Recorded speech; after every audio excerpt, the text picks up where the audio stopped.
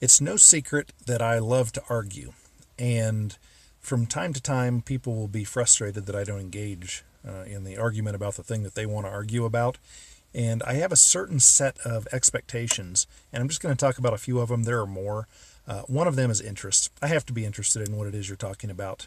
If I'm not interested, I don't really see a point to arguing about it or thinking about it or reading the book you recommend. I'm not going to do it. Frankly, I don't care. So you have to get my interest first. That's the first big part. Next, you have to be logical about it.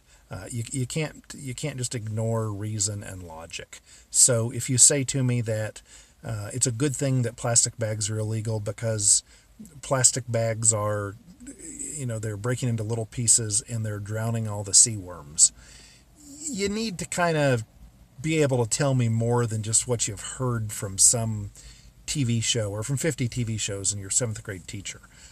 You've got to tell me that it's the plastic bags from middle America, and you've got to tell me about quantity. You can't tell me that the plastic bag from Jackson Hole, Wyoming, where I live, is floating down the Snake River and then killing 8 million fish. Well, that's not happening, or sea worms or whatever. Give me some actual statistics. Tell me how many total sea worm critters there are in the world, how many of them are dying from plastic bags, from inhaling them, ingesting them.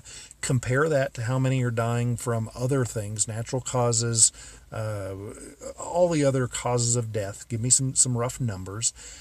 Talk to me about when they would have died anyway. In other words, if they have a lifespan, a particular sea worm is expected to live for 2 years and it's dying 10 minutes early because of plastic bags.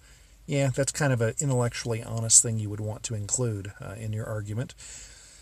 Tell me about the quantity. If 70% of the plastic bag problem, if such a problem truly exists to a material degree, if 70% of the problem is caused by China and India, of the remaining 30%, only 5% is caused by the United States. And of that 5%, if 99% of that is because of people in coastal areas on the West Coast, East Coast, and the Gulf Coast, then it's not going to be a very good argument to me to create thousands of dollars worth of hardship or hundreds of thousands of dollars worth of hardship, convenience hardships, etc., if I'm going to save one sea worm out of 100 billion sea worms that were going to die 20 minutes later anyway.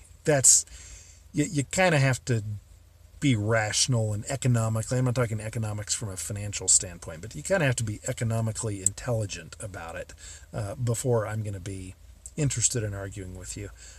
So you don't need to give me big, long papers, but make it common sense. Explain it to me like you'd explain it to a 6-year-old, because some say that's what my mental state is. Just make it simple, and I bet you if it makes sense simply, and you have good facts to back it up, there's a good chance I'll come around to your way of thinking, to your worldview. But you can't just toss out platitudes that you heard on CNN or Fox or from your school teacher or something like that and expect me to believe it. No, I'm going to require a little bit better evidence than that, because I'm not a dummy. Well, not that much of a dummy.